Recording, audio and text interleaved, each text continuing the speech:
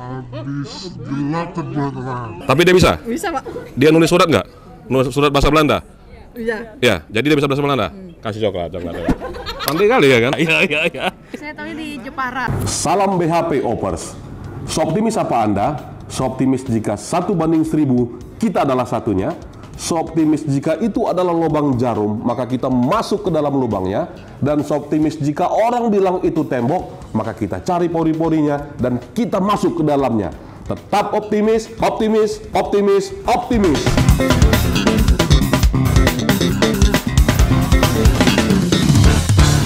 Salam BHP Opers, jumpa lagi di Dr. CEO Channel, bersihkan hati dan pikiran, optimis, optimis, optimis. Hari ini tanggal 21 April tahun 2022, tepat untuk merayakan Hari Kartini. Opers sekalian, hari ini saya akan bercerita singkat tentang Kartini yang dilahirkan dengan nama Raden Ajeng Kartini, atau sering juga disebut sebagai Raden Ayu Kartini, yang lahir di tanggal 21 April tahun 1879. Opers sekalian, seperti yang banyak kita ketahui, Raden Ajeng Kartini ini merupakan seorang pahlawan nasional, pahlawan emansipasi wanita yang dalam kehidupannya, dalam perjuangannya sehari-hari, banyak memberikan kontribusi bagi majunya pendidikan, majunya karir dari seorang wanita yang ada di Indonesia. Raden Ajeng Kartini ini merupakan anak dari Adipati Aryo Sosroningrat yang merupakan bupati pada saat itu di Jepara. Dan ibunya bernama Ngasirah. Raden Ajeng Kartini ini, Opers, adalah anak kelima dari 11 bersaudara, baik kandung maupun tiri. Opers sekalian, Raden Ajeng Kartini ini merupakan anak wanita yang tertua. Sebagai anak wanita yang tertua, tentu saja Raden Ajeng Kartini memang ditempa dan akhirnya tumbuh menjadi seorang wanita yang bertanggung jawab. Dalam perjalanan hidupnya, Raden Ajeng Kartini ini banyak mengalami gejolak dalam hidupnya. Keinginannya untuk menimba ilmu sangat tinggi. Namun karena keadaan pada saat itu, seorang wanita memang harus dipingit. Sehingga pada saat usia 12 tahun, akhirnya Raden Ajeng Kartini dipingit dan berada di rumah. Opers sekalian, apakah dia berdiam diri? Tidak. Raden Ajeng Kartini tercatat dalam sejarah, di umur 12 tahun sudah bisa berbahasa Belanda dan rajin berkorespondensi dengan teman-temannya yang ada di negeri Belanda pada saat itu. Salah satu nama temannya adalah Rosa Abendenon. Nah, dengan Rosa Abendenon ini, walaupun Raden Ajeng Kartini itu berada di rumah, dia tetap melakukan korespondensi, mengirim surat, dan menulis sesuatu yang isinya banyak menceritakan tentang bagaimana keadaan bangsa Indonesia pada saat itu yang berada di bawah penjajahan Belanda. Opers sekalian, perjuangan ini yang menurut saya sangat heroik dengan versinya Raden Ajeng Kartini, bahwa apapun yang dilakukannya pada saat itu dengan suatu cita-cita dan tujuan serta optimisme yang sangat luar biasa. Tercatat bahwa Raden Ajeng Kartini juga membaca buku yang berjudul Max Havelaar. Max Havelaar ini, Opers, adalah sebuah buku yang ditulis oleh seorang penulis yang bernama Multatuli. Orang banyak mengenalnya sebagai Douwe Dekker.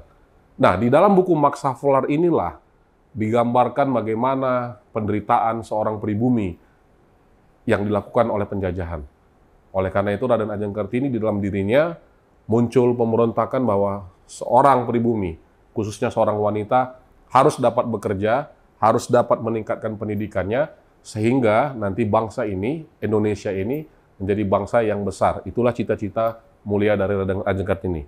Opers sekalian, Raden Ajeng Kartini menikah di tanggal 12 November tahun 1903. Nama suaminya adalah Aryo Singgih Jojo Adi Ningrat.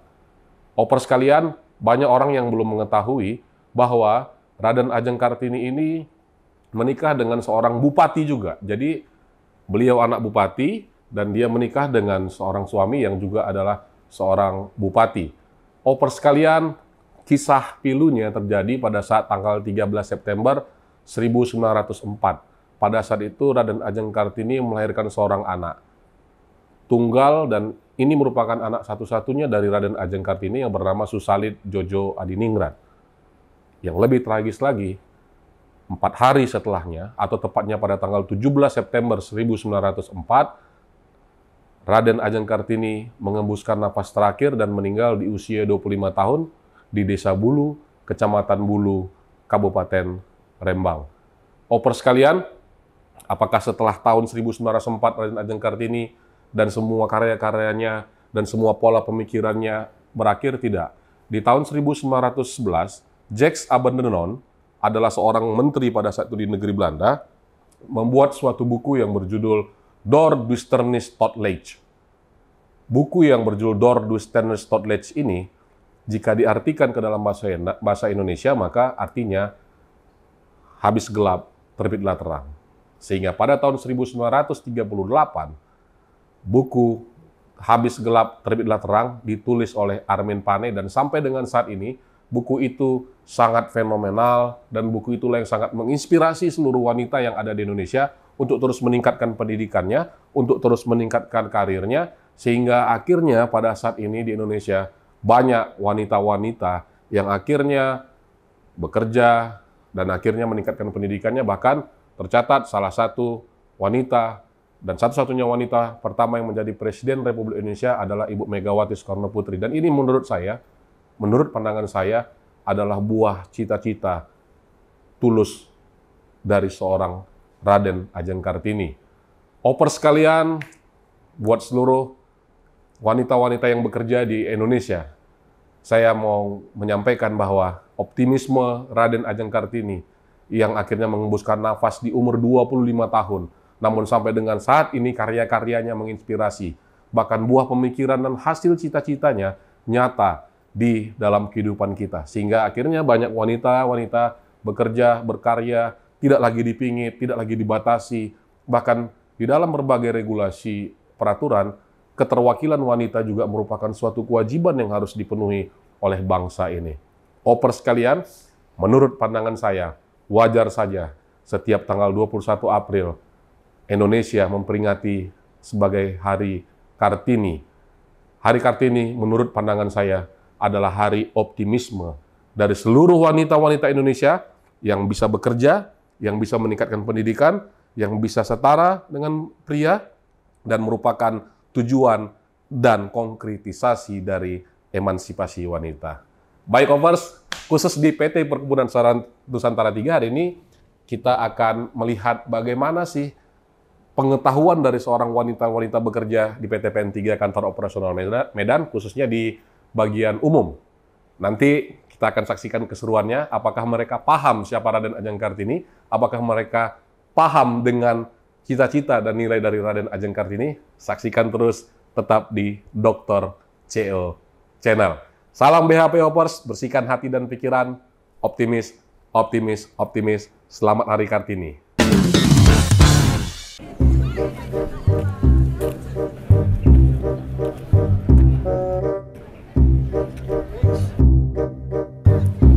Turunkan aja ke situ, ke sana aja buat. Jadi satpam ambil satpam, driver ambil driver. Papahan. Silver pin ya? Mana? Udah? Udah foto? Wawancara dulu. Kan Hari Kartini. Hari Kartini. Oh iya, Ibu. Dwi, sini Dwi. Salam BHP Opers, jumpa lagi di Dr. CO Channel. Hari ini tepat tanggal 21 April 2022, tepatan dengan Hari Kartini. Kebetulan hadir hari ini Kartini bagian umum di PT PN3, jumlahnya nggak terlalu banyak gitu, tapi dengan jumlah yang tidak terlalu banyak ini memberikan pengaruh yang sangat besar buat pelayanan di kantor direksi PT Perkebunan Nusantara 3 Medan. Hari ini kita akan coba berbincang dulu sejauh mana mereka tahu tentang Kartini. Gitu deh. Oke, siapa nih? Kita lo dari bos besarnya dulu. Nih, sini, Bu Mutia. Bu Mutia adalah Kasubag umum, ya? Ya aja lah ya kan. Ya aja lah ya kan. Bu, ini tahu Hari Kartini, Bu? Tahu? Tanggal berapa? 21 April. Itu hari apa? Hari Kartini. Kartini itu lahirnya Kartini atau apa? Hari lahirnya Kartini. Nama lengkapnya, Bu? Raden Ajeng Kartini. Raden Ajeng Kartini. Oke, kasih coklat satu. Satu pertanyaan. Oke, satu pertanyaan coklat. Nah, ada coklat. Iya. Siapa lagi? Bu Dwi. Oke. Yang gampang itu Ya, pertanyaannya adalah di mana alamatnya Ibu Kartini? Bu Kartini ya? Iya. Saya tahu di Jepara. Di Jepara. Itu tempat lahirnya ya? Oh, iya. Tapi nggak apa, kasih coklat. Ya, siapa lagi? Mandor. Yani kan. Hah? Belum ditanya udah nggak tahu. Sini. Kayak nih. Raden Ajeng Kartini bisa bahasa Belanda atau enggak? Bisa. Buktinya apa? Tapi dia bisa? Bisa, Pak. Dia nulis surat nggak? Nulis surat bahasa Belanda? Iya. Ya, jadi dia bisa bahasa Belanda? Kasih coklat. Pandai kali ya kan? Pandai kali. Siapa lagi ya? Berci. Sini Berci. Kan ada buku yang ditulis Bu Raden Ajeng Kartini kan? Selalu lah. Judulnya apa? Judulnya apa? Oh, iya. Apa? Habis gelap terang. Iya. Coklatnya dua. Kasih dua. Siapa lagi? Sini, Rin. Ya. Sebelum menuliskan buku Habis Gelap Terbitlah Terang, Bu R.A. Kartini itu kan membaca sebuah buku. Judul bukunya apa? Habis gelap lah gitu. Oke, kita ganti pertanyaannya. Ibu Kartini termasuk pahlawan nasional atau enggak? Ya. Oke, kasih tuh Kak. Enggak, Bu Rici dua, Iya, Rici satu. Nanti bagi-bagi gitu. Siapa lagi? Kak Depi. Ya, enggak. Suruh nyanyi ya? Oke. Coba nyanyikan lagu Ibu Kita Kartini, tapi jangan siapkan ya. Nanti siap itu disambung. Oke, mulai ya. Ibu kita Kartini, putri sejati. Stop. Kak Gadisa, sini. Sambung. Putri Indonesia, harum namanya. Terus. Wah.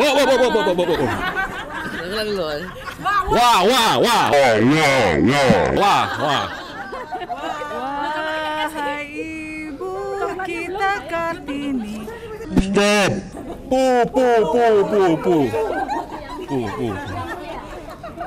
Coklatnya belum, kok diam aja. Belum. Ini lah pasrah kali. Nanti kalau habis minta lagi yang tadi. Putri yang mulia.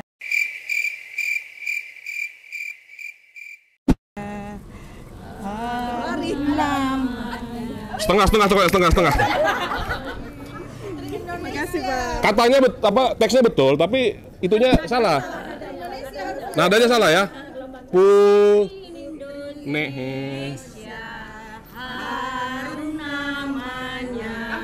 Besok? Wah. Oke, tuh. Putri yang mulia. Ya. Sungguh besar cita-citanya bagi Indonesia. Oke, tepuk tangan semua. Yang belum dapat coklat kasih coklat. Oke. Coba kita baris. Kami karyawati bagian umum PT PN 3 mengucapkan Selamat Hari Kartini ke-143. Salam BHP Opers. Seoptimis apa Anda? Seoptimis jika 1:1000 kita adalah satunya. Seoptimis jika itu adalah lubang jarum, maka kita masuk ke dalam lubangnya. Dan seoptimis jika orang bilang itu tembok, maka kita cari pori-porinya dan kita masuk ke dalamnya. Tetap optimis.